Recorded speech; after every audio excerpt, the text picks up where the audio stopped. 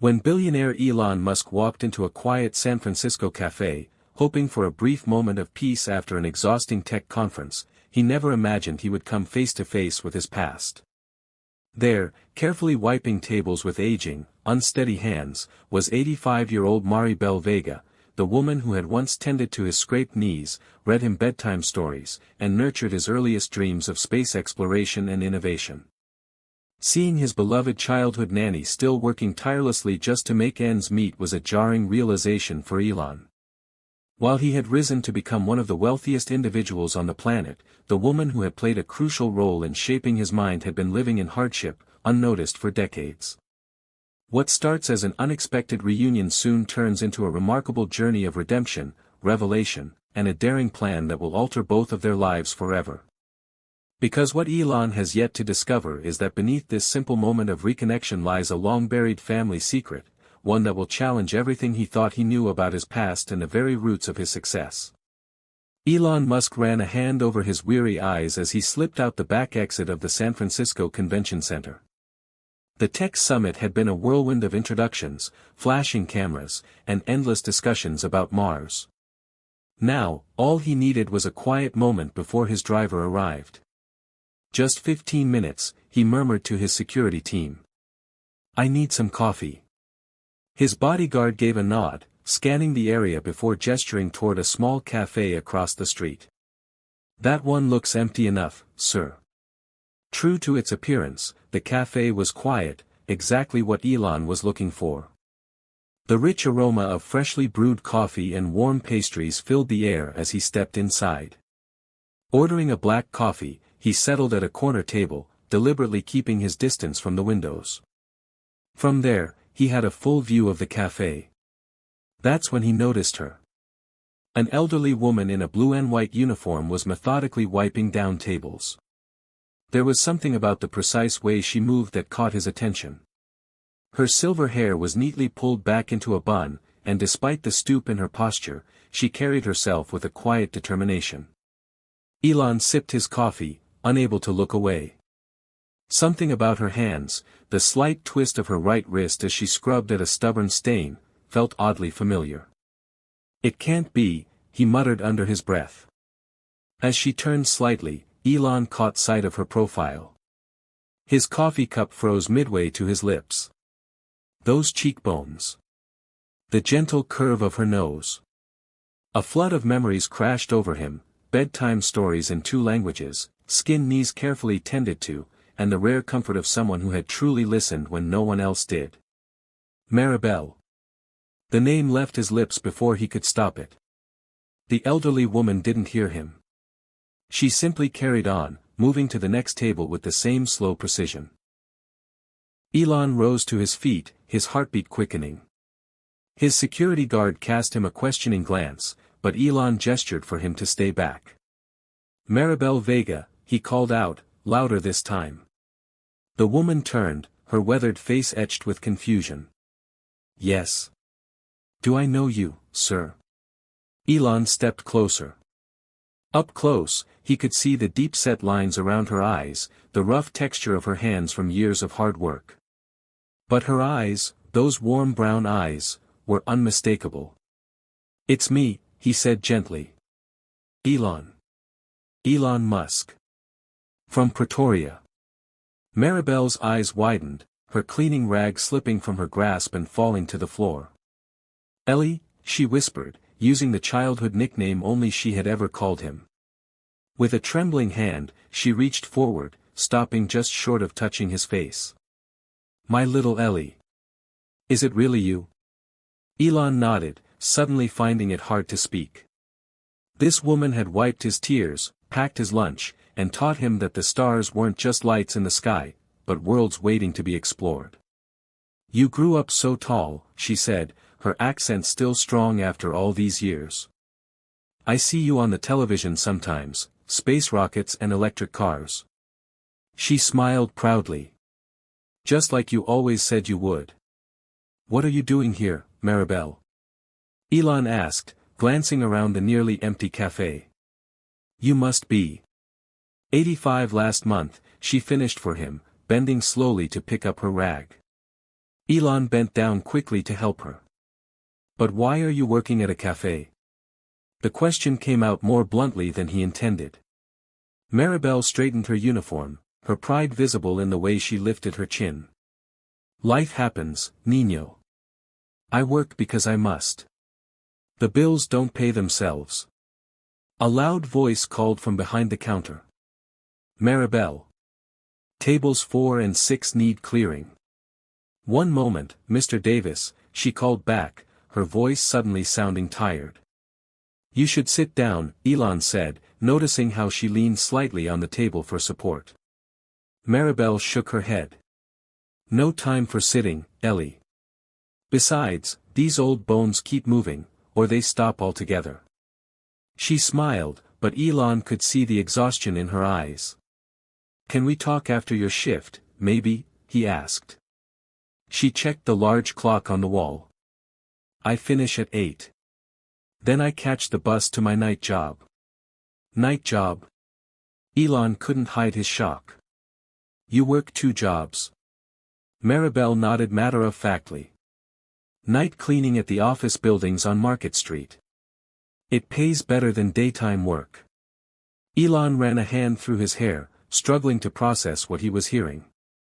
The woman who had once bandaged his scrapes and stayed up with him during thunderstorms was spending her nights scrubbing office floors. Maribel, I want to. Maribel. Those tables. The manager's voice cut through their conversation again. I have to go, she said, giving Elon's arm a quick squeeze. You look good, Niño. Your mother would be proud. Before Elon could say anything else, she shuffled away, picking up dirty dishes as she went. He watched her work, noticing how she winced slightly when lifting a heavy tray. His security guard approached. Sir, your car is waiting.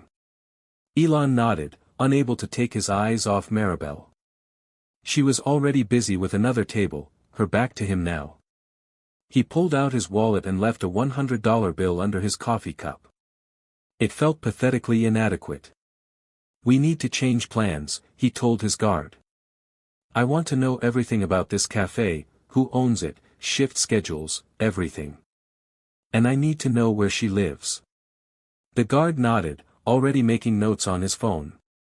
Elon took one last look at Maribel, the woman who had once been the center of his childhood world, now invisible to everyone except his hands that cleaned their messes. As he walked out into the busy San Francisco street, the contrast was dizzying. His car waited, sleek, expensive, comfortable. His phone buzzed with messages from people who wanted his time, his money, his ideas. And behind him was Maribel, still working at 85, her hands red from hot water and chemicals. This isn't right, he whispered, sliding into the back seat of his car. As his driver pulled away from the curb, Elon made a decision. The woman who had once taken care of him would never have to clean another table or worry about bus schedules again. He didn't know exactly how yet, but he would make sure of it. What he didn't realize was that helping Maribel would uncover a long-buried secret, one that would change everything he thought he knew about his past and force him to question the very foundation of his success. Back in his hotel suite, Elon paced the length of the floor-to-ceiling windows. The city lights of San Francisco sparkled below, but he barely noticed them. His mind was in another place, another time. Maribel, he whispered, the name unlocking a flood of memories he hadn't visited in decades. He dropped onto the edge of the king-sized bed and closed his eyes. Suddenly, he was 4 years old again, standing in the doorway of his childhood home in Pretoria, watching a younger Maribel arrive with a small suitcase and a warm smile. This is Miss Vega, his mother had said. She's going to help take care of you and your brother. Young Elon had studied her curiously. She wasn't like the other nannies. She didn't smell like perfume or talk to him like he was a baby. Instead, she knelt down to his level and asked, "Do you like stories, Niño?" When he nodded, she had smiled. Good. I know many stories, some in English, some in Spanish. Maybe we can learn together, yes? Elon opened his eyes and reached for his phone. Scrolling through his contacts, he found the number for his private investigator. "I need information on someone," he said when the man answered. "Tonight." After the call, Elon walked to the minibar but didn't open it. Instead, he stood still, remembering the chaos of his parents' divorce. He'd been 8 when the fighting got bad, his father's voice always too loud, his mother's tears behind closed doors. Through it all, Maribel had been steady. When he hid in his room with his books and electronic projects, she brought him snacks without making him talk. When he couldn't sleep because of the shouting, she taught him to count the stars through his window. "Find the Southern Cross," she would say, pointing to the night sky. "When you feel lost, it will help you find your way." Elon walked to the bathroom and splashed cold water on his face. Looking at his reflection, he could almost see the skinny boy he'd been, the one who got bullied at school for being different, for thinking too much about the future instead of soccer and games. "You have a special mind," Maribel had told him once after he came home with a bloody nose. "They hit you because they don't understand you. Someday, they will wish they had been kinder." She had taught him more than his teachers ever did, not just reading and numbers, but how to think around problems. When his projects failed, she never said he was wrong. Instead, she asked, "What can we learn from this mistake?" Elon's phone buzzed with an incoming message. It was from his assistant. "Found address for M. Vega. Also, your meeting with investors moved to 10 a.m. tomorrow." He sent a quick thank you and went back to the window. Down below, the city was alive with people heading home or out for the night. Was Maribel on a bus somewhere in that sea of lights, heading to scrub floors while everyone else slept? The memory that hit him next was painful. He'd been 10 years old, coming home from school, excited to tell Maribel about winning the science fair. But when he burst through the front door, she wasn't there to greet him. "Where's Maribel?" he had asked his mother. "She had to leave, honey." His mother's voice had been strange, tight. "When is she coming back?" "She's not coming back. No goodbye. No explanation. Just gone." For weeks, he had waited by the window, sure she would return. His mother finally told him to stop. "It's adult business, Elon. Complicated adult business." He had never understood what that meant. Until his teen years, he'd sometimes imagine he saw her on the street or in a store. But eventually, like all childhood things, Maribel faded into the background of his memory, until today. Elon's laptop chimed with an incoming email. The subject line read, "Preliminary info on M. Vega." He clicked it open. There wasn't much yet, just basic details. Maribel Vega, age 85. Immigrated to the United States 30 years ago. Current address, an apartment in a rundown part of Oakland. 2 jobs, cafe worker during the day, office cleaner at night. No criminal record. Small bank account. No retirement fund. How is this possible? Elon muttered. Another memory surfaced, Maribel teaching him to make paper airplanes. Not just simple ones, but complex designs that could fly across the entire garden. Always think about the air, Niño, she had explained. The air is invisible, but it's still real. The things we cannot see can be the most powerful. Later, when he built his first model rocket, she had helped him adjust the fins. Balance, she had said. Without balance, even the strongest rocket will fail. Elon realized with a start that he still used that exact phrase with his SpaceX engineers. His phone rang. It was his private investigator. "Mr. Musk, I found something interesting." M. Vega worked for several wealthy families over the years. Before coming to the U.S., she was employed by your family in South Africa from 1979 to 1985. "Yes, I know that part," Elon said impatiently. "What's unusual is how her employment ended. There's no record of her quitting or being formally terminated. She simply disappears from your family's records. Then, 3 weeks later, she appears at the U.S. Embassy applying for a visa. Emergency visa? Elon frowned. What kind of emergency? That's what's strange. The paperwork just says, family emergency, but I can find no record of any family crisis. Her sister was already living in California, healthy at the time. No deaths. No accidents.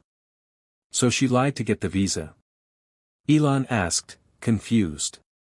Either that, or someone helped her get it, quickly and quietly. After hanging up, Elon lay back on the bed, staring at the ceiling. Why would Maribel need an emergency visa? Why leave so suddenly without saying goodbye? He closed his eyes again, and this time, he remembered something else. The last time he had seen Maribel, the night before she disappeared. He'd been in bed, almost asleep, when he heard raised voices from downstairs, his father, angry as usual, but the other voice had been Maribel's. Not soft and gentle as it normally was, but fierce and protective. You cannot speak to him that way, she had said. He is just a boy. His father had replied something Elon couldn't make out, and then Maribel had said, then perhaps you should be the one to leave. The next morning, she was gone. Elon sat up, the memory sharp and clear now. Had Maribel been fired for standing up to his father, for defending him? And if that was true, what else about his childhood had he misunderstood? He picked up his phone again, this time calling his mother in Canada. Mom, he said when she answered. I need to ask you about Maribel. The long silence that followed told him there was indeed a story here, one he was only beginning to uncover. Mom. Elon repeated into the phone. Are you still there? I'm here, his mother finally answered, her voice unusually cautious. Why are you asking about Maribel after all these years? Because I just saw her today. In San Francisco. A sharp intake of breath came through the phone. How is that possible? She's working at a cafe. At 85 years old. She's cleaning tables and mopping floors. The silence returned, heavier this time. Mom, what happened back then? Why did she really leave? Elon, it's very late here. Can we talk about this another time? No, he said firmly. I need to know now. His mother sighed. Some things are better left in the past. Not this, Elon insisted. Not her. I'll call you tomorrow, his mother said, and the line went dead. Elon stared at his phone in frustration. Even after all these years, his mother was protecting secrets. But whose? And why? While Elon was building his first company in 1995, Maribel was working as a live-in caregiver for an elderly woman in Sacramento. Her days started at 5 a.m. and often didn't end until midnight. She slept on a fold-out couch in the living room and had Sundays off, if the woman's daughter could come to visit. The year Elon sold PayPal and made his first millions, Maribel was learning that her sister Teresa had cancer. She moved to Oakland to care for her, working nights at a cleaning service so she could take Teresa to treatments during the day. When SpaceX was struggling to launch its first rocket successfully, Maribel was burying her sister and facing eviction from the small apartment they had shared. The rent had increased, and she couldn't afford it on her own. As Tesla's first Model S rolled off the production line, Maribel was standing in line at a free clinic, hoping the pain in her hands was just arthritis and not something worse. The doctor told her to find less physically demanding work. She smiled politely and went straight to her cleaning job. Two paths that had once crossed now ran parallel, never touching, separated by vast canyons of circumstance. The next morning, Elon canceled his investor meeting. But sir, these people flew in from Tokyo just to see you, his assistant protested. Reschedule. Tell them something came up, a family emergency.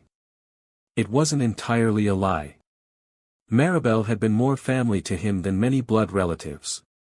His driver took him to the address in Oakland that his investigator had provided. The building was a squat, gray apartment complex with bars on the windows and peeling paint. A group of teenagers loitered near the entrance, eyeing his car suspiciously. Elon checked the time, 10:30 a.m. According to his investigator's report, Maribel should be at home between her night shift and her afternoon cafe job. He pressed the buzzer for apartment 3B. No answer. He tried again, longer this time. Finally, a crackly voice came through the speaker. Who is it? It's Elon. Elon Musk, from yesterday. Another pause. Then the door buzzed open. The hallway smelled of old cooking and stronger things Elon didn't want to identify. Apartment 3B had 3 locks on the door.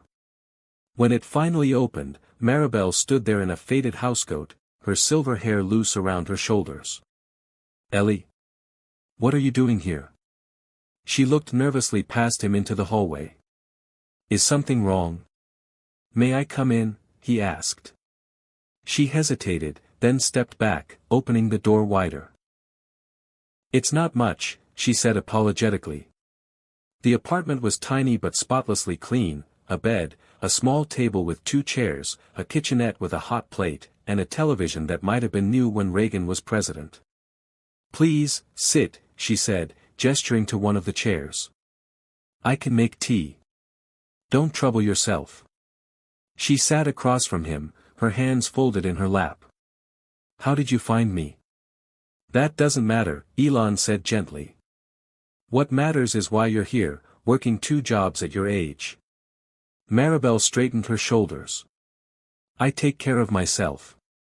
I always have. But why did you leave South Africa so suddenly? Why didn't you say goodbye? Her eyes darkened. Some goodbyes are too hard to say, Niño. My mother won't tell me what happened. Then perhaps you should respect that. Maribel stood up slowly, wincing as she put weight on her left knee. Would you like that tea now? Elon realized he wouldn't get answers by pushing. He nodded. Tea would be nice.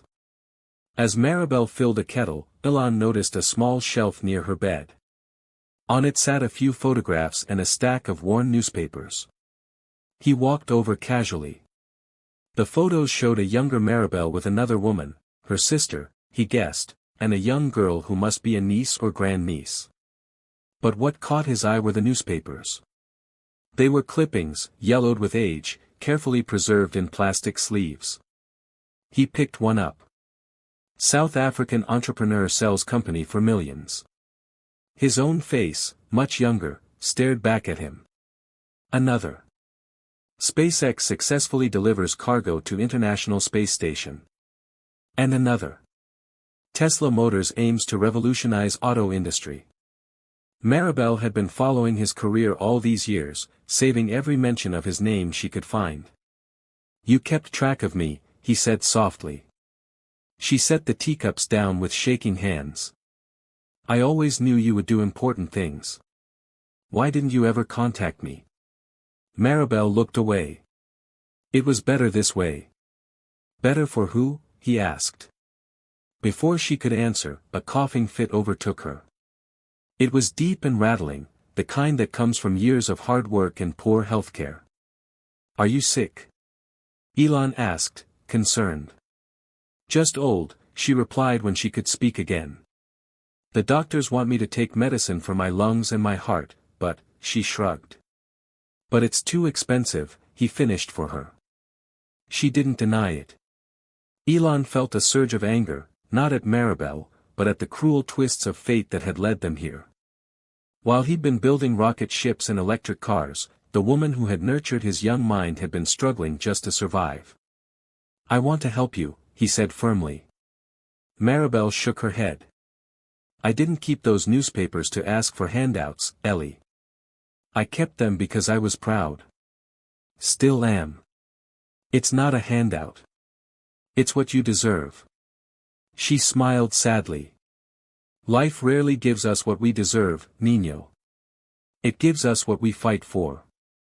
Elon knew then that this proud woman wouldn't accept his help easily. But as he sipped the tea she had made, plain black tea, no sugar, because sugar was a luxury, he silently vowed to find a way.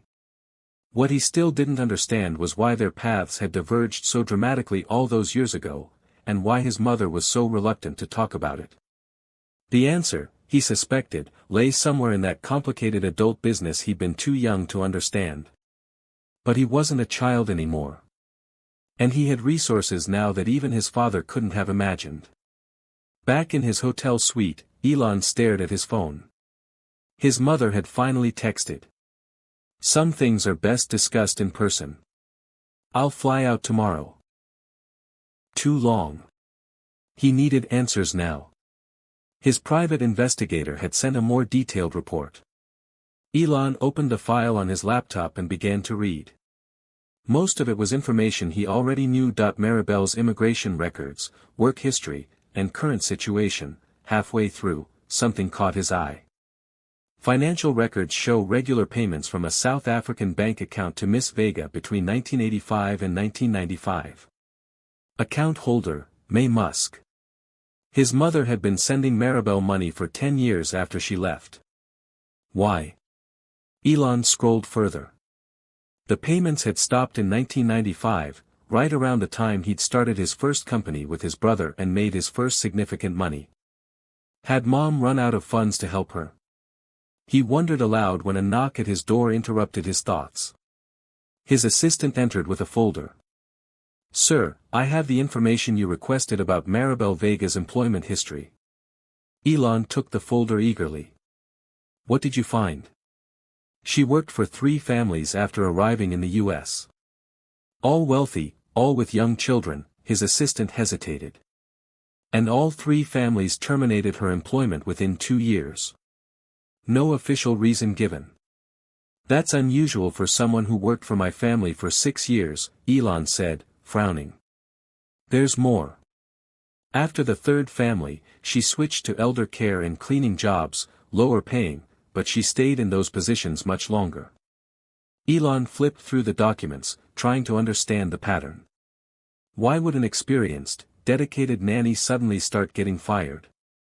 And why switch to less desirable jobs afterward? His phone rang. The caller ID showed his investigator's number. "Mr. Musk, I found something you need to see immediately." "I'm sending it now." Seconds later, Elon's email pinged with a new message. He opened the attachment, a scanned document from 1985. It was a letter on his father's business letterhead. As he read, his hands began to shake. The letter was addressed to the U.S. Embassy in South Africa, supporting Maribel's emergency visa application. It stated that her services were no longer required by the Musk family and that there would be negative consequences if she remained in South Africa.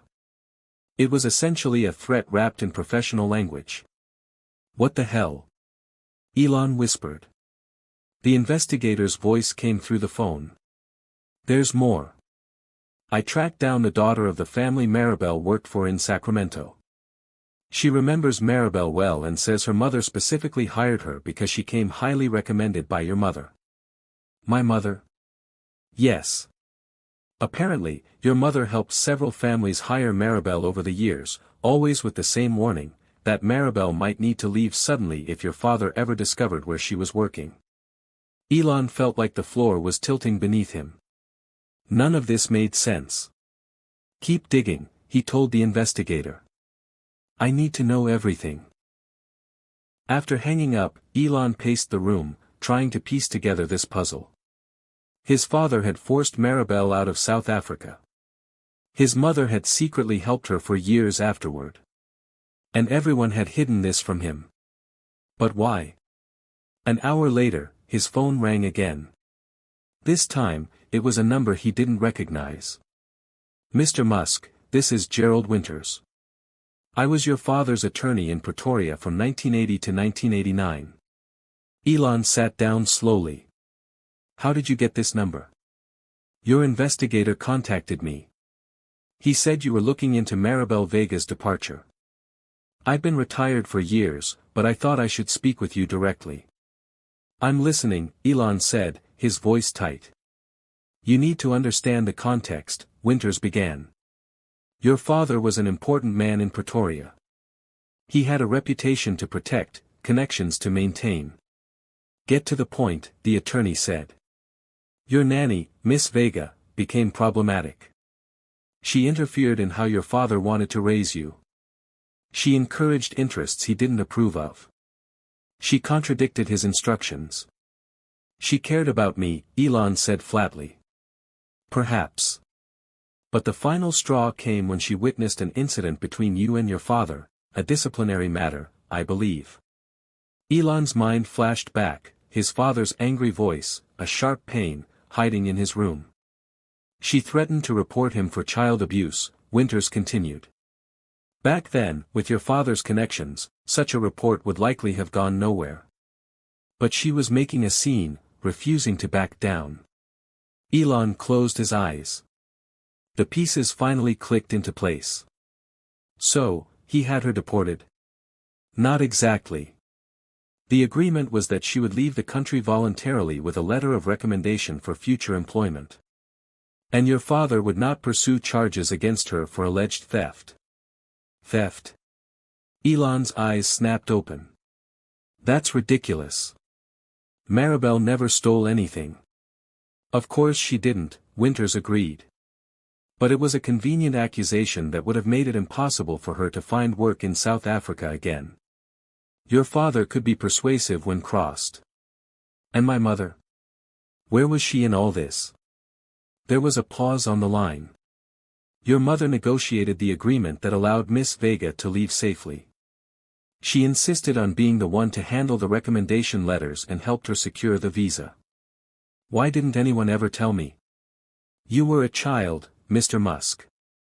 And later, well, some secrets take on a life of their own. The longer they're kept, the harder they are to reveal. After ending the call, Elon sat in stunned silence. All these years, he'd thought Maribel had simply left.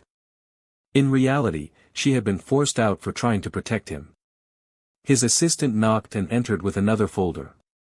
Sir, I have Miss Vega's current medical records. Elon took the folder numbly. How did you get these? You don't want to know, sir. Elon opened the folder and began to read. What he saw made his stomach turn. Untreated hypertension. Early stage COPD from years of working with cleaning chemicals. Severe arthritis in both hands and knees. Cataracts forming in her right eye. All treatable conditions if she could afford treatment. He closed the folder. Book me on the next flight to New York and get my mother a hotel room when she arrives tomorrow. Not here, somewhere else. Yes, sir. May I ask why New York? I need to speak with my brother in person while his father made the arrangements. Elon stared out the window at the San Francisco skyline. The pieces were falling into place, but the picture they formed was ugly. His father had driven away the one person who had truly protected him as a child. His mother had helped Maribel escape but kept the truth hidden. And Maribel herself had suffered in silence for decades, too proud to reach out, perhaps too afraid of stirring up the past. All while he had become one of the richest men in the world. The irony was bitter. Some of his most fundamental principles, his drive to solve problems, his determination to stand up against conventional thinking, had been nurtured by Maribel. Her influence had helped shape him into the innovator he became. And all this time, she had been struggling to survive, watching his success from afar. His phone buzzed with a text from his investigator, found something else. Maribel has a grandniece named Lua. College age, apparently brilliant, accepted to MIT engineering program, but couldn't afford to attend. Elon felt a surge of determination. He couldn't change the past, but he could certainly change the future for Maribel and her family. But first, he needed the whole truth. And for that, he needed to confront his mother. As his assistant returned to confirm his travel arrangements, Elon made another decision. I want to buy that cafe where Maribel works and the cleaning company too. His assistant blinked in surprise but quickly recovered. Right away, sir. Any particular reason? Elon's expression hardened. Because no one should work until they're 85 out of necessity, especially not someone who helped make me who I am. What Elon didn't yet realize was that the truth about Maribel's influence on his life went even deeper than he imagined, and that the real story was only beginning to unfold. The next morning, Elon woke to a string of messages from his legal team. Both acquisitions in progress, cafe owner eager to sell, cleaning company more resistant. He smiled grimly. Resistance was expected, but everyone had a price. By the end of the day, he would own both companies that employed Maribel. But buying her workplaces was just the first step. The real challenge would be helping her in a way she would accept. Elon had spent enough time with Maribel to know that direct charity would offend her pride. This woman had worked her entire life, supporting herself and others through sheer determination. A handout, no matter how well-intentioned, would feel like pity to her. No, he needed a more thoughtful approach. His mother's flight would land in 3 hours. Before confronting her, he wanted to see Maribel again, this time with a clearer understanding of their shared past. He ordered his driver to take him to the cafe. It was mid-morning, and the place was busy with customers typing on laptops and holding business meetings. Elon spotted Maribel immediately. She was wiping down a table near the window, her movements careful but efficient. He watched her for a moment. Despite her age and obvious pain, she worked with quiet dignity. When a customer accidentally knocked over a coffee cup, she was there instantly with a cloth and a kind word that made the embarrassed young man smile with relief. Small kindnesses, that was Maribel's way, then and now. When she turned and saw Elon, her eyes widened in surprise. He gestured toward an empty table in the corner, and she nodded, finishing her task before making her way over. 2 days in a row, she said, a hint of worry in her voice. Is something wrong, Ellie? I'd like to buy you lunch, Elon said. Is your break? Maribel glanced at the clock. I have 30 minutes at noon. I'll come back then, she promised. Instead of returning to his hotel, Elon had his driver take him to a small diner a few blocks away. Not too fancy, not too cheap, a place where Maribel might feel comfortable. At precisely noon, he was waiting outside. The cafe door opened, and Maribel emerged, looking tired but composed in a faded blue sweater that had replaced her work uniform. You didn't have to do this, she said as they walked to the diner. I wanted to, Elon replied simply. Inside, they settled into a booth. Maribel studied the menu with careful attention to the prices, finally selecting a bowl of soup. Is that all you want? Elon asked. It's enough, she said firmly. Elon ordered soup for himself as well, though he wasn't particularly hungry. Tell me about your life, he said once the waitress had gone. After you left South Africa. Maribel seemed hesitant, then slowly began to speak. She told him about coming to America to care for her sister Teresa, who had multiple sclerosis, about the families she worked for in those early years, how each job had ended abruptly, though she didn't explain why. And then you switched to elder care? Elon prompted. Yes. It was simpler. Her eyes met his briefly, then looked away. No children involved. Elon understood the unspoken message. No children meant no painful reminders of him, no attachments that might be suddenly severed. Teresa died 12 years ago, Maribel continued. Cancer. After that, it was just me. No family of your own. A shadow crossed her face. I never married. My work was my life. The soup arrived, steaming hot. Maribel bowed her head briefly, a silent grace, before taking a careful spoonful. You mentioned a night job, Elon said. Office cleaning, she nodded. 5 buildings on Market Street. The pay is better at night. That sounds exhausting. Work is work, she shrugged. I'm lucky to have it at my age. Elon wanted to argue that point but held back. Instead, he asked, do you have any family now? For the first time, Maribel's expression brightened. My grandniece Lucia, Teresa's granddaughter. She's so smart, Ellie, like you were. Tell me about her. Maribel's pride was evident as she described Lucia, 19 years old, brilliant with computers and mathematics, the first in their family to finish high school. She got accepted to a big university for engineering, Maribel said, her voice dropping. But we couldn't afford it. Even with loans. She's at community college now, working part-time at a grocery store. MIT? Elon said quietly. Maribel looked up, startled. How did you know? Just a guess, he lied smoothly. You said she's good at math. As Maribel continued talking about Lucia, Elon's mind was racing, pieces of a plan falling into place. The girl's situation was the perfect opening, a way to help that might bypass Maribel's pride. I've been thinking, he said, when Maribel paused for breath. I'm working on a new project, something important. Another rocket? She asked, with genuine interest. No, something different. An educational initiative. This wasn't entirely a lie. Education had always been an interest of his, though the specific project he was about to describe didn't yet exist, at least not until he made a few calls.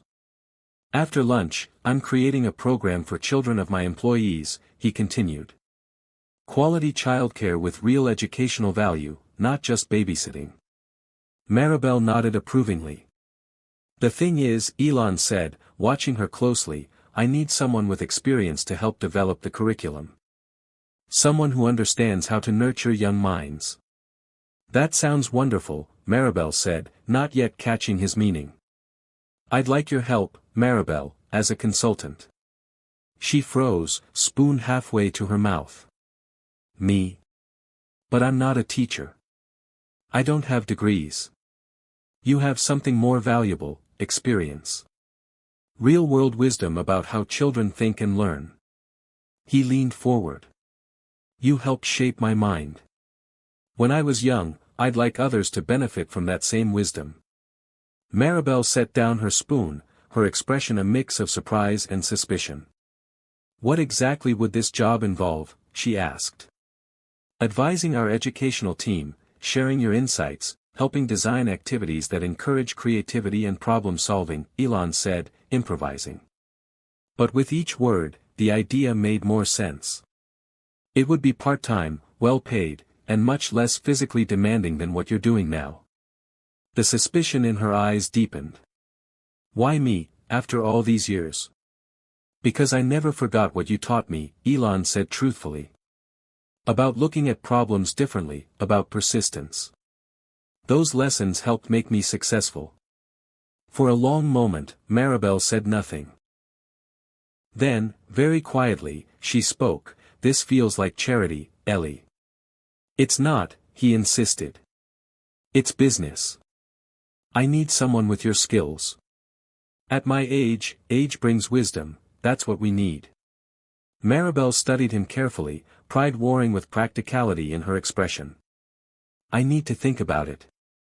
Of course, Elon said, hiding his disappointment. Take all the time you need. As they finished their soup, they spoke of lighter things, memories of South Africa, stories of Elon's children, Maribel's small garden of chili peppers on her apartment windowsill. Too soon, her break was ending. I have to get back, she said, rising slowly from the booth. I'll walk you outside the cafe, Elon said. Maribel turned to him. Thank you for lunch, Ellie, and for the offer. I'll think about it, I promise. He watched her go back inside. Her shoulders stayed straight despite the burden of years. His first attempt had met resistance, as expected, but he had planted a seed. Back in his car, Elon made 3 phone calls. The first was to MIT's admissions office. The second was to a real estate agent in San Francisco. The third was to his chief of staff, outlining a new project, one that would need to be built from scratch in record time. I want a comprehensive proposal on my desk by tomorrow, he instructed. Full budget, staffing requirements, timeline, everything. What should we call this new initiative, sir? His chief of staff asked. Elon thought for a moment, remembering how Maribel used to call him her "Penno angel," little angel, when he did something kind. Guardian angels, he said firmly. Call it the Guardian Angels Project. By the time he arrived at the airport to meet his mother's flight, the first phase of his plan was already in motion. Whether Maribel accepted his help directly or not, her life was about to change. What he didn't anticipate was how much his own life would change in the process, or the secrets that still remained to be uncovered. Elon's mother was waiting in the terminal, looking elegant but tired. She embraced him briefly. "You look exactly like you did as a teenager," she said. Determined to get answers, Elon replied, "Let's not do this here." Guiding her to his waiting car, once they were moving through San Francisco traffic, the privacy screen raised between them and the driver, his mother turned to him. "I assume you know everything now," she said. "Not everything," Elon replied. "I know father forced Maribel to leave. I know she tried to protect me from him. I know you helped her escape." His mother nodded slowly. "What are you planning to do, Elon? Why this sudden interest after all these years?" "She's working 2 jobs at 85, Mom, cleaning tables and scrubbing floors, while I'm worth billions. And you feel responsible?" His mother looked out the window.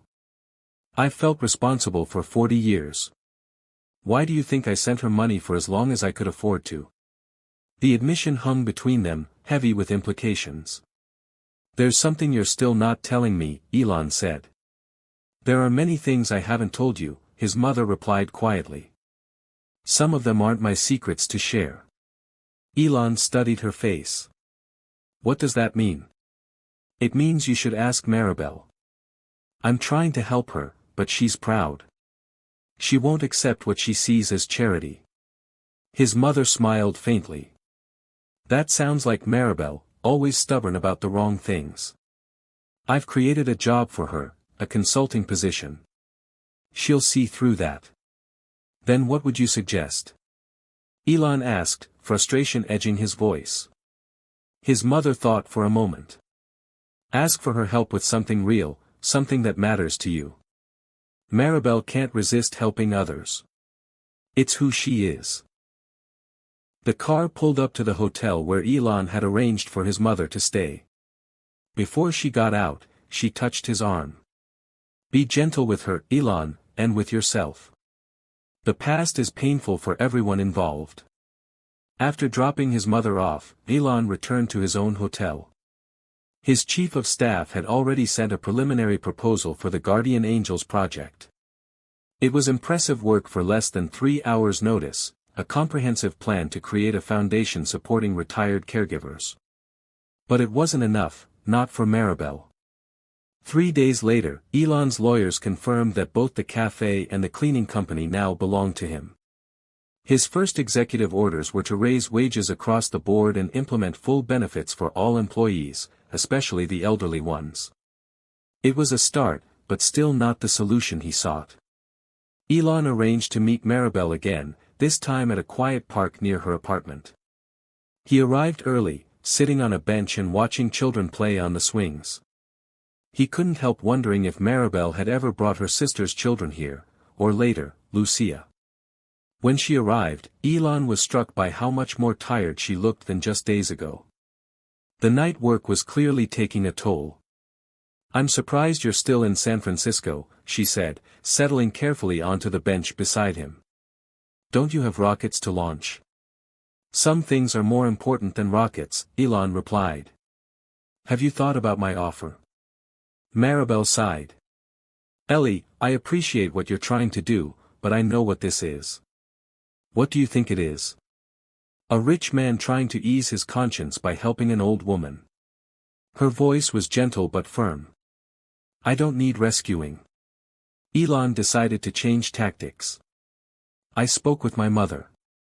Maribel's expression changed slightly, a flicker of something like alarm. "She told me to ask you about the secrets she's kept all these years," Elon continued, watching her closely. "She said some of them aren't hers to share." Maribel looked away toward the children playing. "Your mother talks too much." "Not really," Elon replied. She's actually quite good at keeping secrets. He paused. Like why you really left South Africa. That was a long time ago. Not to me. Not since I found you again.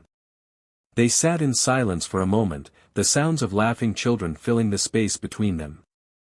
Finally, Elon spoke again. I've been thinking about what you taught me when I was young, about looking at problems differently. Maribel smiled slightly. You were always good at that. I'm trying to look at this situation differently too. He turned to face her directly. I want to help you, but not out of guilt or pity. Because you matter to me. Because you helped shape who I am. Ellie, let me finish. I'm not offering you a job you don't want, or money you won't accept. I'm asking for your help with something real. Maribel raised an eyebrow. What kind of help? My children, Elon said simply. They're growing up with wealth and privilege. I worry they'll never develop the kind of resilience and creativity I learned as a child. All parents worry about their children. Yes, but not all parents have someone like you, someone who knows how to nurture those qualities. Elon leaned forward. I'm not asking you to be their nanny. I'm asking you to be their teacher, their guide, the way you were for me. Maribel studied him carefully. You want me to teach your children at my age? Age isn't relevant. Wisdom is, he smiled. Besides, it would only be a few hours a week at my home in Palo Alto, and you'd be paid for this, of course. It's a job, not a favor. Maribel looked skeptical. What exactly would I be teaching them? The same things you taught me. How to think creatively, how to persist when things get hard, how to see problems as opportunities. For the first time since they'd reunited, Elon saw a genuine spark of interest in Maribel's eyes. I would need to meet them first, she said slowly, to see if we're a good match. Absolutely, Elon felt a surge of hope. And there's something else. What? I'd like to meet Lucia. Maribel's expression changed to surprise. My grandniece? Why?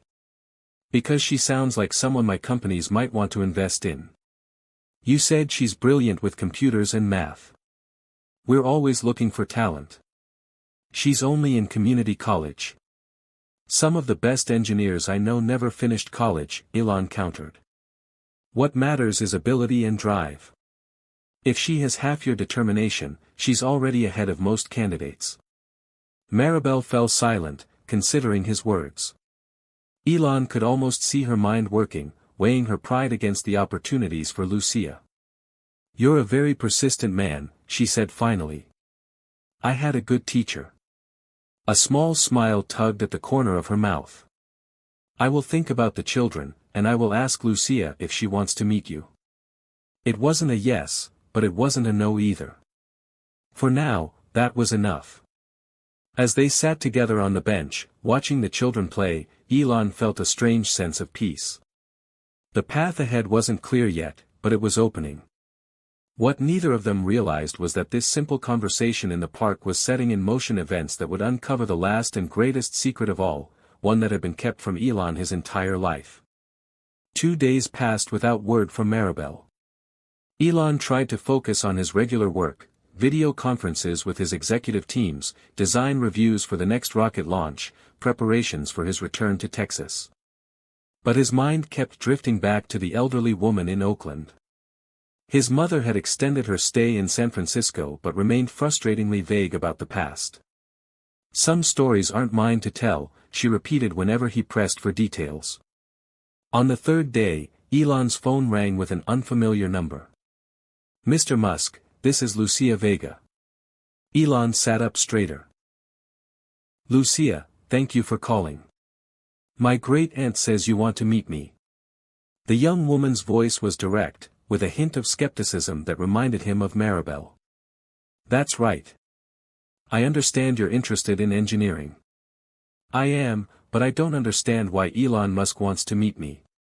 Elon smiled at her forthrightness. Your great-aunt was important to me when I was young. She's spoken highly of your abilities. I'm always looking for talent. There was a pause on the line. She's not going to take your job offer. The statement caught Elon by surprise. She told you about that? We don't have secrets, Lucia said simply. She raised me after my grandmother died. She says it feels like charity. It's not charity, it's with respect, Elon replied. When you're poor, you get good at recognizing when rich people feel guilty. Lucia's tone was matter-of-fact, not accusatory.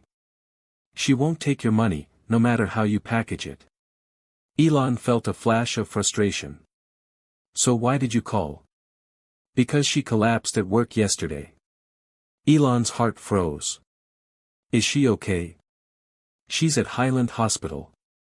Exhaustion, they said, and her blood pressure is too high. Lucia's voice wavered slightly. She made me promise not to tell you, but I think that's stupid. Pride. I'm on my way, Elon said, already standing. Which room? 312. But Mr. Musk. Yes. Don't tell her I called you. She'd never forgive me. 20 minutes later, Elon was striding through the hospital corridors, his security team creating a stir among the staff. He found room 312 and paused at the doorway. Maribel looked small in the hospital bed, and 4 in her arm and monitors beeping softly beside her. Her eyes were closed, her silver hair spread across the pillow. For a moment, Elon was transported back to his childhood when he had been sick with a high fever and Maribel had stayed by his bedside all night, cooling his forehead with a damp cloth. Now their positions were reversed. He entered quietly, taking a seat beside the bed. Maribel's eyes fluttered open. Ellie, she blinked in confusion. How did you? Hospital gossip, he lied smoothly. Someone recognized you as my former nanny. Word travels fast when a billionaire is involved. Maribel tried to sit up, wincing. You shouldn't have come. It's nothing serious. Collapsing at work is serious, Maribel. She looked away, embarrassed. I just got dizzy. The manager overreacted. The doctor says your blood pressure is dangerously high. Doctors always say that to old people. He waved a dismissive hand. I'll be fine after some rest. Elon leaned forward. This is exactly why I want to help you. You're working yourself to exhaustion. I've been working since I was 12 years old, Ellie. It's what I do. There's a difference between working and killing yourself slowly. Maribel's expression hardened. I didn't ask for your help. No, you'd rather collapse on a cafe floor than accept help from someone who cares about you. Elon's frustration broke through. Do you know what you taught me when I was young? That it's okay to fail, that it's okay to accept help when you need it. Why can't you take your own advice? Maribel looked stunned at his outburst. I'm sorry, Elon said more gently. But I can't just watch you work yourself to death when I have the means to help. It's not that simple, she whispered. Then explain it to me. Maribel was silent for a long moment, her eyes fixed on the ceiling. When I left South Africa, I promised myself 2 things. That I would never be dependent on anyone again, and that I would never let what happened there define the rest of my life. What exactly happened, Maribel? She met his gaze. Your father was a hard man. You know that. Elon nodded. He was especially hard on you. He had very specific ideas about how to raise a son. Maribel's voice grew softer. You were different, sensitive, creative, always asking questions he couldn't answer. And he didn't like that. Elon supplied, no, he wanted to toughen you up. She looked away again. His methods were cruel. I tried to protect you when I could, to encourage the spark I saw in you. And that's why he forced you to leave. Maribel nodded. The final night he hurt you badly. When I threatened to report him, he told me no one would believe a foreign nanny over a prominent businessman. He was right, of course. So my mother helped you escape? Yes. She arranged everything, the visa, a place to stay in California with my sister. Maribel's eyes filled with tears. Leaving you was the hardest thing I've ever done. I still dream about it. A little boy waiting for a goodbye that never came. Elon reached for her hand. It felt small and fragile in his. You did what you had to do. No, she said firmly. I did what I chose to do. That's the difference. Even when everything was decided for me, I still made a choice to survive, to work, to build a life here. Understanding dawned on Elon. And that's why you won't accept my help. Because it feels like losing that choice. Yes, she squeezed his hand. My life hasn't been easy, but it's been mine. Every decision, every struggle, every victory, mine. They sat in silence for a moment, the monitors beeping steadily.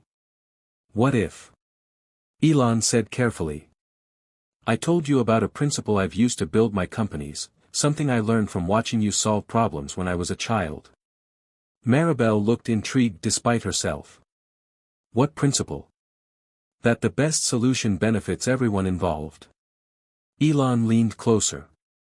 What if I could find a way to help you that also helps me? A true exchange of value, not charity. For the first time, Maribel seemed genuinely interested. What do you have in mind? Let me think about it, Elon said. But first, you need to get better. Will you at least let me cover your medical expenses? Consider it an advance on your future consulting services. Maribel hesitated, then gave a small nod. As an advance only. I'll earn every penny. I wouldn't expect anything less. As he left the hospital, Elon's mind was racing with ideas. He now understood that helping Maribel wasn't just about money or comfort, it was about honoring her dignity and her choices. And for the first time, he began to see that she had much more to teach him still, lessons about pride, independence, and the true meaning of self-determination. By the time Maribel was discharged from the hospital 3 days later, Elon had developed a new strategy. His mother's words echoed in his mind, ask for her help with something real, not a made-up consulting job, not a charity disguised as employment, something genuine that would allow Maribel to give as much as she received. Elon arranged to pick Maribel up from the hospital himself. When he arrived at her room, she was already dressed and waiting, her few belongings packed in a small plastic bag. The doctor says you need 2 weeks of rest, Elon said as he helped her into his car. No work. Maribel frowned. I can't afford 2 weeks without pay. It's taken care of. Seeing her expression darken, he quickly added. Remember our agreement, medical expenses as an advance. This isn't medical, she protested.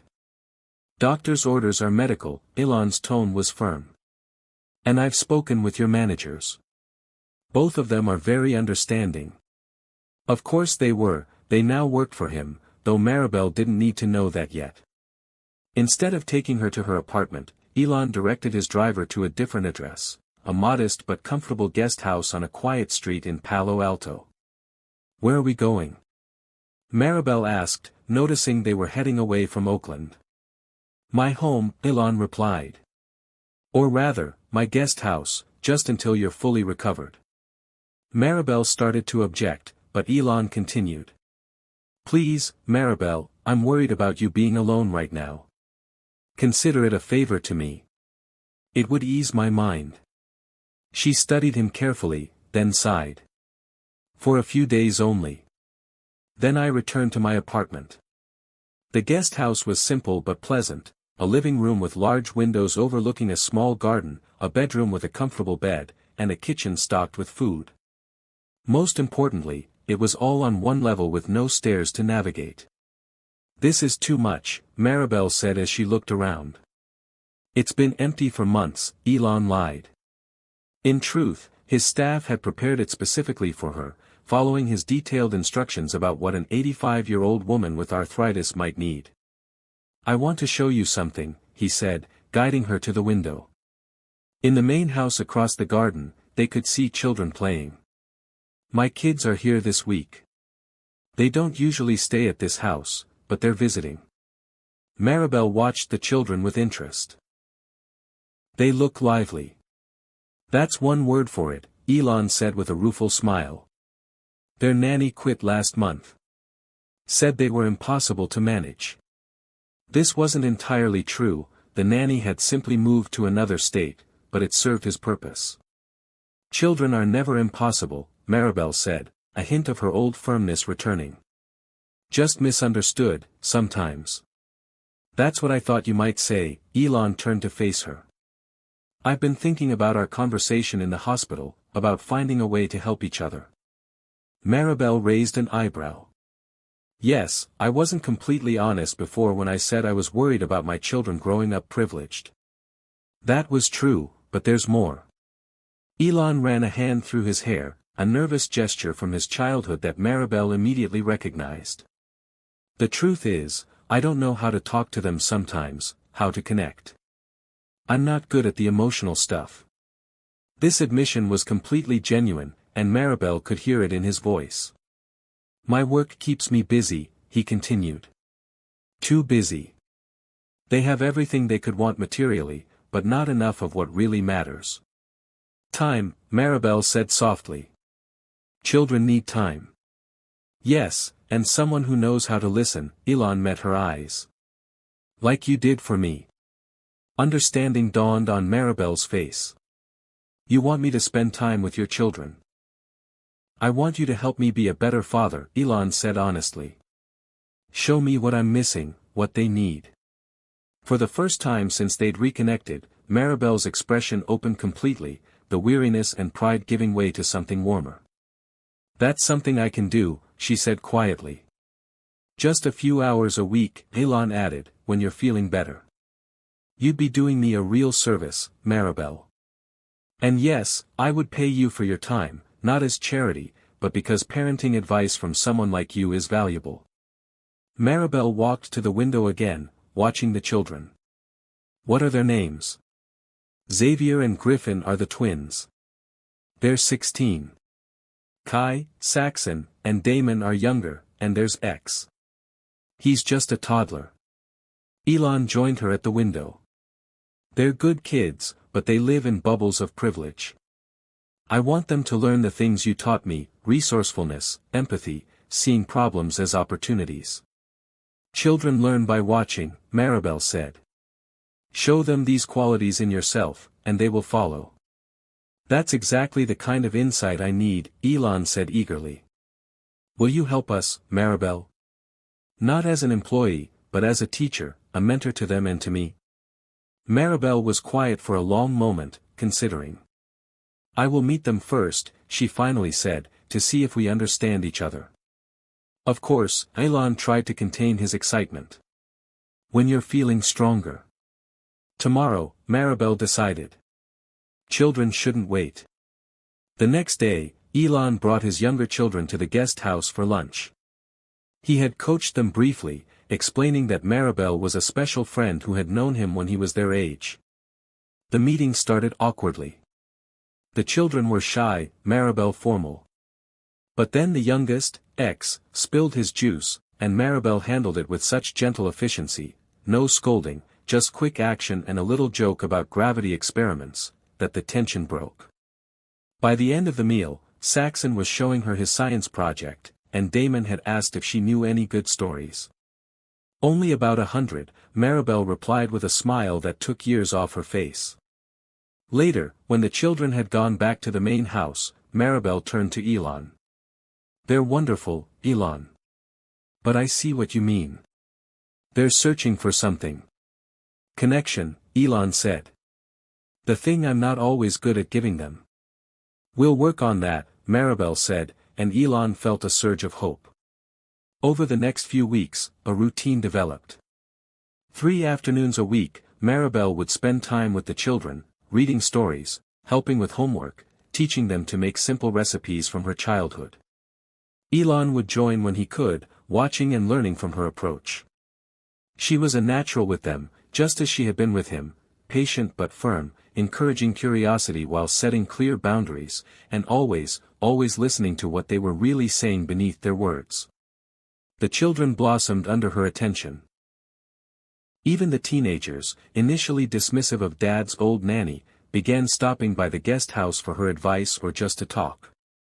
More surprisingly, Elon found himself sharing things with Maribel that he rarely discussed with anyone: his fears for the future, his doubts about his own abilities as a father, even the loneliness that sometimes accompanied his success. What had begun as a strategy to help Maribel had somehow become a healing process for his entire family, and for himself. And still, in quiet moments, he would catch a look in her eyes, or his mother's, that told him there was more to the story, something important still unsaid. While Maribel was becoming a valued presence in his family's life, Elon was quietly working on a much larger project. Each morning, while she spent time with his children, he would shut himself in his home office for what his staff had come to call guardian angel meetings. Today, he faced a screen filled with the faces of architects, lawyers, social workers, and financial advisors.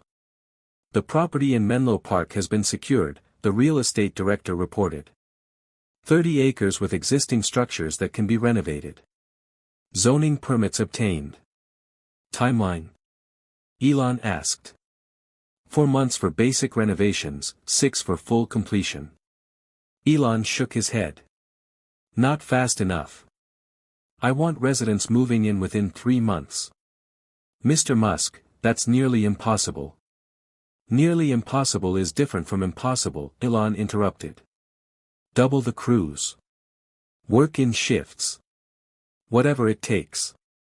After the meeting ended, his chief of staff lingered on the call. Sir, may I ask a personal question? Go ahead.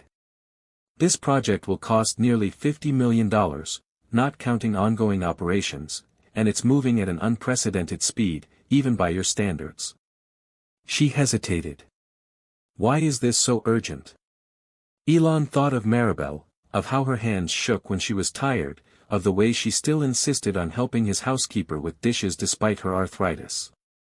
Because time is the one resource we can't make more of, he answered. And some people have already given too much of theirs. Later that afternoon, Elon found Maribel in the garden with his youngest son. She was showing him how to plant marigold seeds in small pots. These will grow into beautiful flowers, she was explaining, but only if you remember to water them every day. Even weekends? The boy asked seriously. Especially weekends, Maribel replied. Living things don't take days off from needing care. Elon watched them from the doorway, struck by the simple wisdom in her words. It was exactly this kind of practical knowledge that he hoped to preserve in his Guardian Angels project. Over the past weeks, through careful conversations with Maribel, he had identified dozens of other elderly caregivers in situations similar to hers, people who had devoted their lives to caring for others, only to end up with nothing for themselves in old age. His team had interviewed 20 of them so far, gathering their stories and insights. The patterns were heartbreakingly consistent: decades of underpaid work, no retirement savings, health problems from years of physical labor, and a fierce pride that kept them working long past when they should have stopped. Dad, look what Miss Mari taught me. His son held up a small pot with pride. That's excellent, Elon said, joining them. What else has Miss Mari taught you today? That plants are like people. They need different things to grow, right? A wise lesson, Elon said, meeting Maribel's eyes with a smile. After his son ran off to show his siblings his planting project, Elon sat beside Maribel on the garden bench. The children adore you, he said. Especially the younger ones. Children know when someone truly sees them, Maribel replied. That's all they really want, to be seen and heard. You always saw me, Elon said quietly. Even when my own father didn't. Something flickered in Maribel's eyes, that same look he'd noticed before, a shadow of unspoken knowledge. Before he could question it, his phone rang. It was Lucia. Mr. Musk, I just got a call from MIT. They say they've reopened my application for the fall semester, with a full scholarship. Her voice was a mix of excitement and suspicion. Did you have something to do with this? I may have made a call, Elon admitted. But they wouldn't have accepted you if you weren't qualified. I can't accept charity. It's not charity, Lucia. It's investment in talent. Trust me, I know a promising engineer when I see one, and your aunt has told me enough about you to recognize potential. There was a pause on the line. Does she know you did this? Not yet. She'll be proud but uncomfortable, Lucia predicted. Just so you know, I'm counting on the proud part outweighing the uncomfortable, Elon said. Will you accept the scholarship? Another pause. Yes. It's what I've always wanted. Good. And one more thing, I'd like to offer you a paid internship at SpaceX next summer. Again, not charity. We need smart people. After the call ended, Elon turned to find Maribel watching him with narrowed eyes. What did you do? She asked. Nothing bad, he assured her. But Lucia should be the one to tell you. Maribel didn't push, but her expression said she knew he was up to something. That evening, Lucia called her great-aunt. Elon could hear Maribel's excited exclamations from the guest house. Later, she found him in his office. You helped Lucia get into MIT, she said without preamble. I made a phone call. Her grades and test scores did the rest. Maribel's eyes were bright with unshed tears. Do you know what this means to her? To our family? No one has ever had such an opportunity. She deserves it, Elon said simply. And the internship too. Maribel shook her head in wonder. When you were a boy, you told me you would build rocket ships someday. I believed you then. Now my Lucia will help build them too. She stepped forward and took his hands in her weathered ones. Thank you, Ellie. It was the first time she had genuinely, unreservedly thanked him for his help, and Elon felt a warmth spread through his chest. This was what he'd been looking for, a way to help that honored her pride instead of wounding it. Encouraged by this success, Elon accelerated work on the Guardian Angels project. His team had now identified 50 potential residents, former nannies, housekeepers, home health aides, and other caregivers, all over 65, all still working out of necessity rather than choice. The project architects had designed a community with private apartments, communal spaces, gardens, and a medical clinic. But what made the concept unique was its underlying philosophy. Residents would receive housing and stipends, but also opportunities to share their wisdom through mentoring programs, childcare training, and community outreach. It wouldn't be a retirement home. It would be an educational center, where the residents were the teachers. As the weeks passed, Maribel became stronger. The rest, good food, and regular medical care that came with living in Elon's guest house had improved her health dramatically. But more than that, the time with the children had given her new purpose.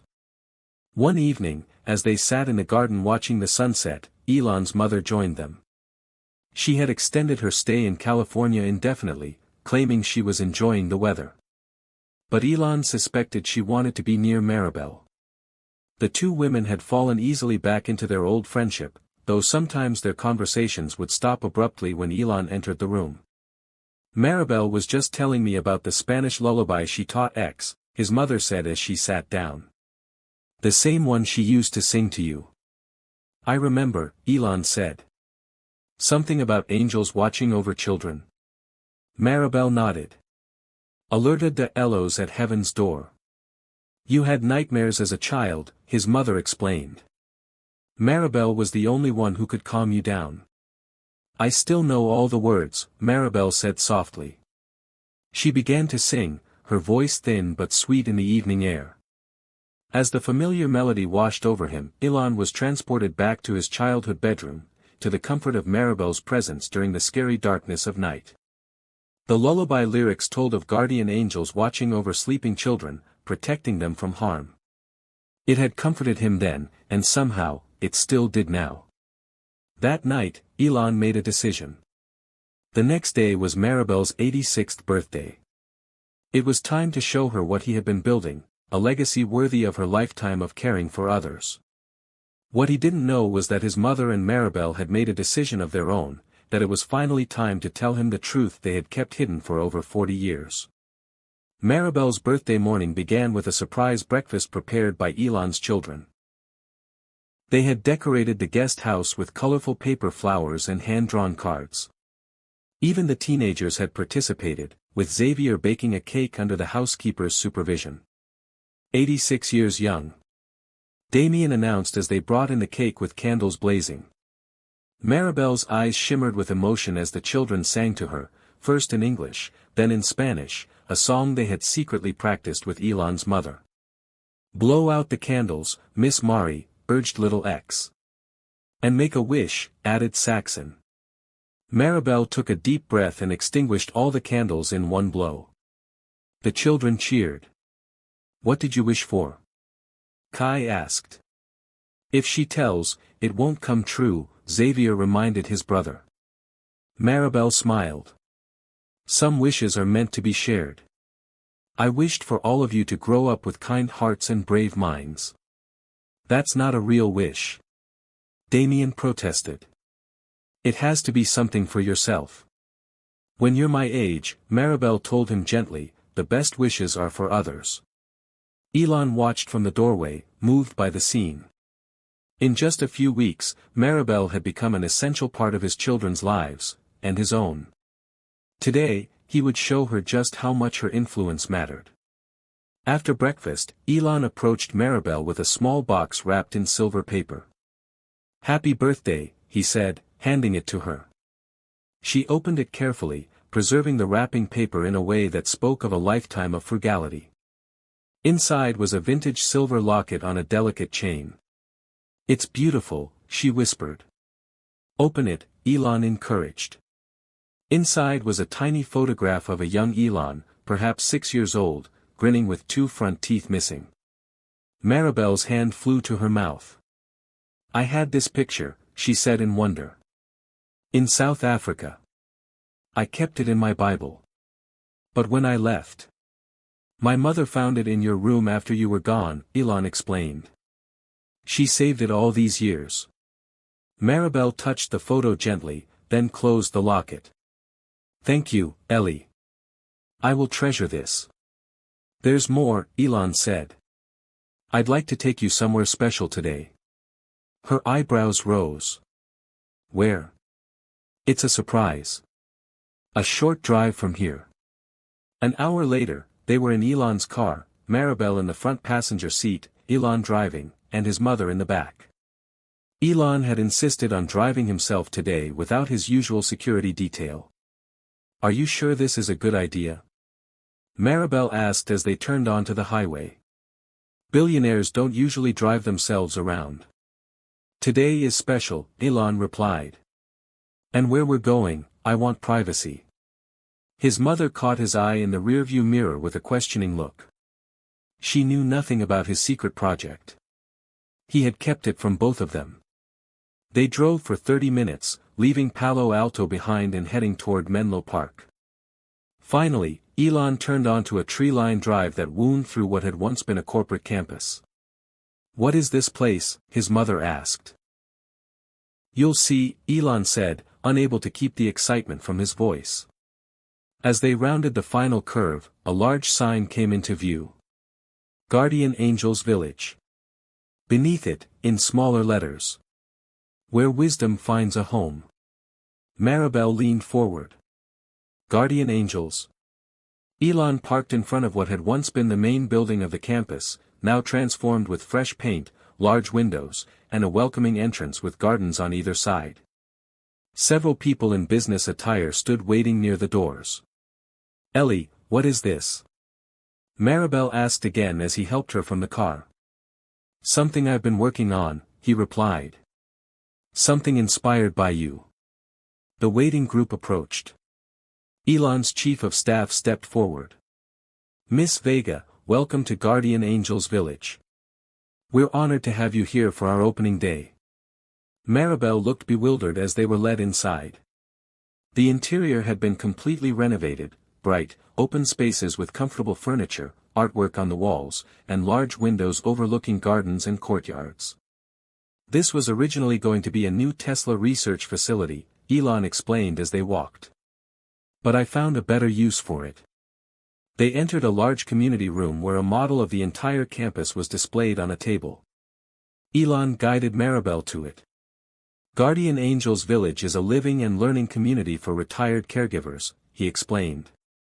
Nannies, housekeepers, home health aides, people who have spent their lives caring for others, often at the expense of their own security. Maribel stared at the model, then at Elon. You built this? For people like you, he confirmed. People who deserve security and dignity in their later years, but also have so much wisdom still to share. His chief of staff continued the explanation as they toured the facility. Residents receive comfortable apartments, full medical care, and a living stipend. In return, they participate in our educational programs, sharing their knowledge with young parents, childcare workers, and families. They visited a model apartment, a one-bedroom unit with a small kitchen, accessible bathroom, and a sunny living room. Everything was designed with older residents in mind, from the grab bars in the bathroom to the easy-reach cabinets in the kitchen. We have 50 units ready today, the facility director explained. Another 50 will be completed within 3 months. Each resident also has access to all community spaces, gardens, library, teaching kitchens, classrooms. As they moved through the building, Maribel remained unusually quiet. Elon couldn't read her expression. Was she impressed? Overwhelmed? Offended? They ended the tour in a beautiful courtyard garden at the center of the complex. Stone pathways wound between raised planting beds full of vegetables and flowers. Benches were placed in shady spots, and a small fountain burbled peacefully in the center. This is the Heart Garden, Elon explained. Each resident can have their own planting bed if they want. I know how much you love gardening. Maribel walked slowly along the paths, touching leaves and flowers as she passed. Finally, she turned to Elon. This is why you've been so busy these past weeks, she said that he nodded. What do you think? It's beautiful, she admitted. But Ellie, this must have cost millions. 53 million, to be exact, Elon said, with an annual operating budget of 12 million. But it's worth every penny. His mother, who had been silent during the tour, finally spoke. And you want Maribel to live here? Not just live here, Elon corrected. I want her to be the founding director, to help shape what this place becomes. Maribel's eyes widened. Director? Me? But I have no experience running anything like this. You have the most important experience, Elon insisted. You understand caregiving better than anyone I know. The administrative details, we have staff for that. What we need is your heart, your wisdom. Maribel walked to a bench and sat down, suddenly looking every one of her 86 years. Elon sat beside her, concerned. It's too much, she said quietly. Too generous. It's not just for you, Elon explained. It's for everyone like you. And it's not charity, it's recognition of value. These residents won't be recipients, they'll be teachers, mentors. Their knowledge matters. Maribel looked around the garden again, then at Elon's hopeful face. Her expression was complex, moved, but still troubled. I need time to think, she said finally. Of course, Elon assured her. Take all the time you need. As they prepared to leave, Elon noticed his mother pull Maribel aside. They spoke in whispers, heads close together. His mother nodded at whatever Maribel said, then squeezed her hand reassuringly. On the drive home, Maribel was pensive, looking out the window at the passing landscape. Elon wondered if he had pushed too hard, moved too fast. Had his grand gesture overwhelmed her rather than honored her? When they arrived back at his home, Maribel turned to him. Can we talk privately? There's something important I need to tell you. Elon looked at his mother in the rearview mirror. She nodded slowly. It's time, Ellie, his mother said softly. There's something we've kept from you for far too long. The three of them sat in Elon's study, Elon behind his desk, Maribel and his mother in comfortable chairs facing him. The birthday festivities and the excitement of the Guardian Angels village tour had faded, replaced by a heavy silence filled with unspoken words. Elon looked from his mother to Maribel, noting the tension in both women's postures. "What's this about?" His mother glanced at Maribel, who nodded slightly. "You should be the one to tell him," Maribel said. Taking a deep breath, his mother began. "When you were a child, Ellie, your father and I had problems in our marriage. You know this, of course." Elon nodded. "You divorced when I was 8. "Yes, but the trouble started much earlier." She looked down at her hands. "Your father was not always kind, to me or to you children." Elon's jaw tightened. This was not news to him, though his mother rarely spoke of it directly. "I remember," he said. "During the worst times, Maribel was often the only stability in your life.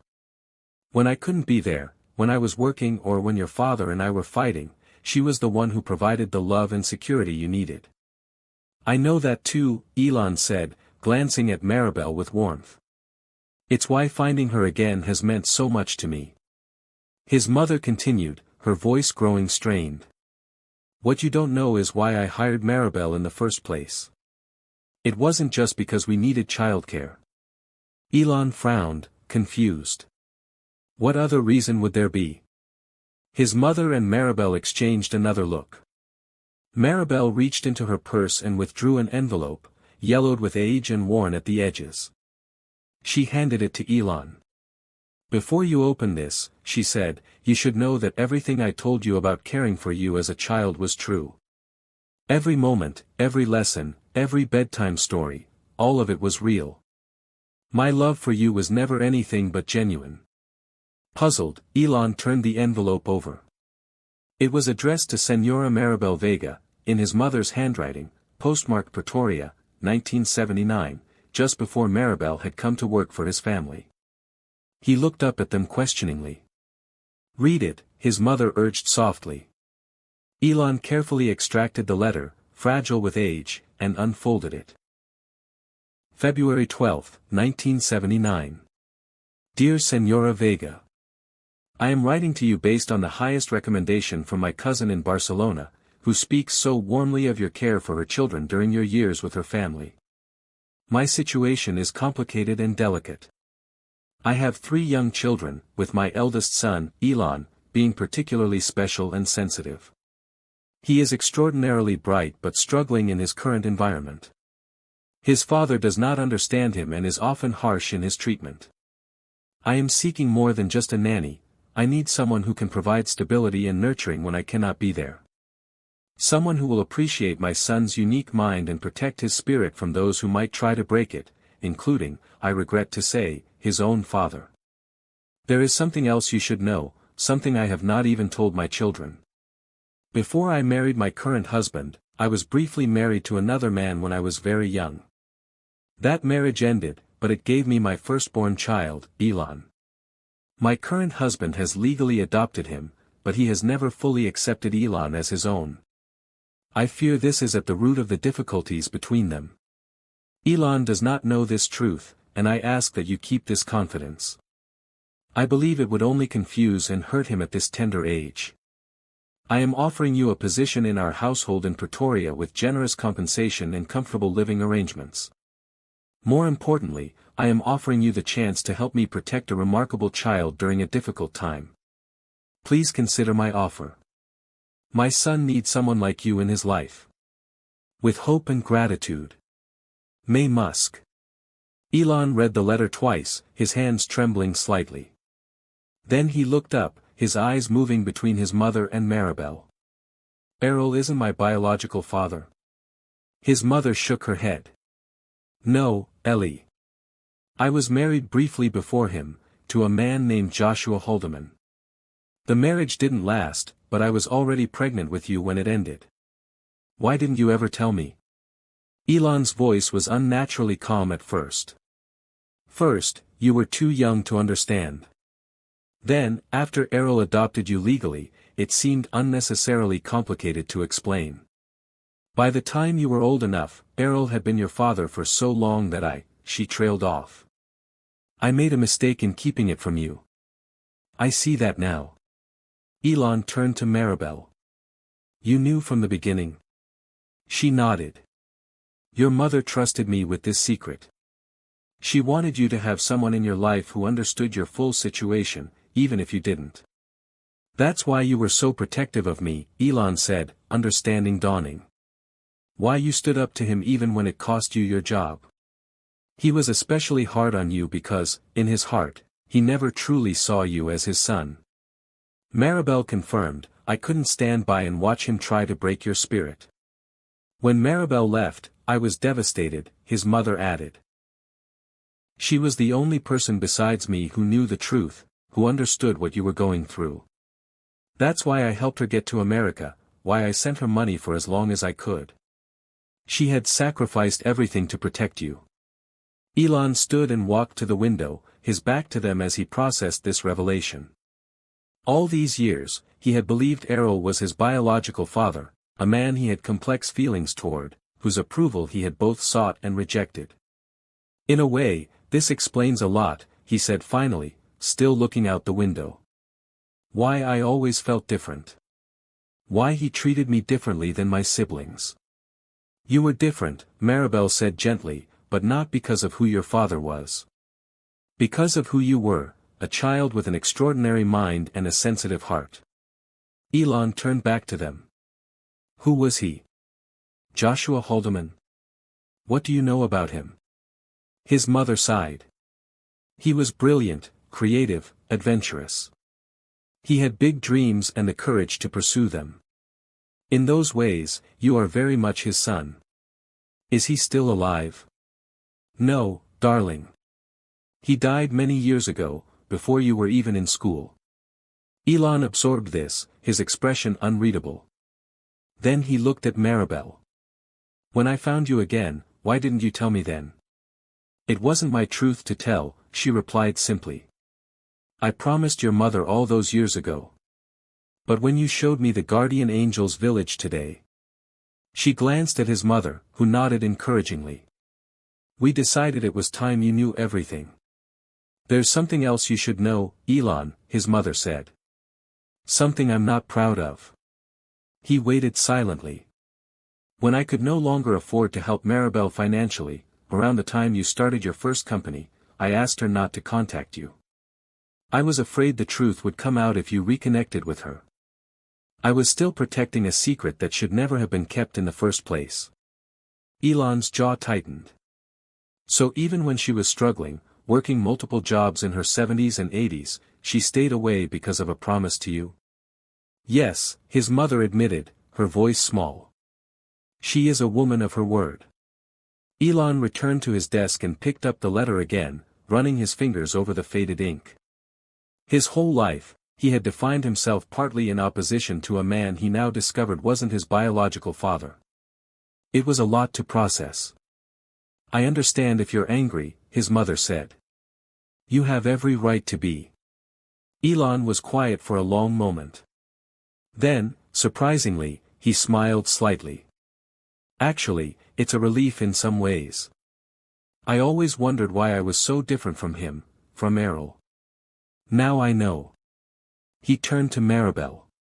You were more of a parent to me than he ever was. You saw me clearly when he couldn't or wouldn't. I always believed in you, Maribel said softly. From the first day. Elon sat down at his desk and opened a drawer. He removed a file folder and placed it on the desk. There's something I need to tell you both as well, he said. Something my investigator discovered that I haven't mentioned yet. He opened the folder and removed a newspaper clipping, sliding it across the desk to Maribel. It was from an Educational Foundation newsletter dated 3 years earlier. A small article highlighted donors who had contributed to a scholarship fund for disadvantaged students. Near the bottom, in a list of names, was Maribel Vega, $200. You donated to my foundation, Elon said. 3 years ago, when the article mentioned I was the primary benefactor. You gave $200 when you probably didn't have even that to spare. Maribel looked embarrassed. It wasn't much. It was everything, Elon corrected her. Proportionally, it might be the largest donation I've ever received. I saw your name in the newspaper, Maribel explained. The foundation was helping children who couldn't afford school. It seemed like something you would care about. You contributed to my work even when you had almost nothing, Elon said, his voice thick with emotion. Even when you thought we would never meet again. I was proud of you, she said simply. I wanted to be part of what you were building, even in a small way. Elon looked at the two women who had shaped his life in such profound ways, his mother, who had made difficult choices to protect him, and Maribel, who had sacrificed her own security to stand up for him. Both had kept secrets, but both had acted out of love. I think I understand now, he said quietly. Why the Guardian Angels Village matters so much to me. It's not just about helping people like you, Maribel. It's about recognizing the kind of love and care you gave me, something that can't be measured in dollars. He stood, decision made. I still want you to be part of the project in whatever capacity feels right to you. Not out of obligation, but because your wisdom and heart are exactly what it needs. Maribel smiled, tears in her eyes. I would be honored, Eli. Truly. As the three of them sat together, the weight of decades of secrets finally lifted. There would be more to discuss, more to understand, but the truth, however complicated, had finally been spoken. What none of them realized yet was that Maribel had one more secret to share, the most remarkable one of all. 1 year later. Guardian Angels Village was thriving. What had begun as Elon's personal project had grown into something far more significant, a model being replicated in 3 other states, with international expansion planned for the following year. The original 50 residents had become a tight-knit community, each contributing their unique wisdom to the program. Some taught cooking classes for young parents. Others offered childcare training. A few even consulted with tech companies on designing products for older adults. At the center of it all was Maribel, who had embraced her role as founding director with unexpected vigor. At 87, she had found a new purpose that energized rather than exhausted her. The modest apartment Elon had initially designed for her had been modified. At her insistence, if I'm going to live here, she had told him, I want a place big enough for Lucia to stay when she visits from MIT. Today, Elon was visiting the village for their 1-year celebration. His children had insisted on coming too, even the teenagers who had developed a genuine affection for the residents. After the official ceremony, with speeches and a ribbon cutting for the new medical center, Elon found himself in Maribel's apartment for a quieter gathering. His mother was there, along with Lucia, home from her freshman year at MIT and buzzing with stories about her robotics project. Your daughter is brilliant, Maribel told Elon proudly. She had taken to calling Lou her daughter rather than grandniece, and the young woman didn't seem to mind. Like mother, like daughter, Elon replied with a smile. As the afternoon went on, his younger children grew restless. Why don't you go explore the garden? Maribel suggested. Just be careful of Mr. Garcia's tomato plants. He's very protective of them. After they left, accompanied by Lucia, Maribel turned to Elon. There's something I've been meaning to show you. I've been waiting for the right moment. She went to her bedroom and returned with a small wooden box, its surface smooth from years of handling. She placed it on the coffee table between them. What's this? Elon asked. Something I've kept for 40 years, Maribel replied. Through every move, every hardship. Even when I had to sell my wedding ring to pay rent, I never considered parting with this. She opened the box carefully. Inside, Elon could see what looked like papers and small objects. Maribel removed a bundle of yellowed pages, held together with a faded ribbon. Do you recognize these? She asked, handing them to him. Elon unfolded the first page and stared in amazement. It was a childish drawing of a rocket ship, labeled in a 6-year-old's handwriting, LE Spaceship to Mars. He flipped through the pages, more drawings, crude blueprints, lists of inventions, even early attempts at computer code written in pencil on lined paper. I saved everything, Maribel said softly.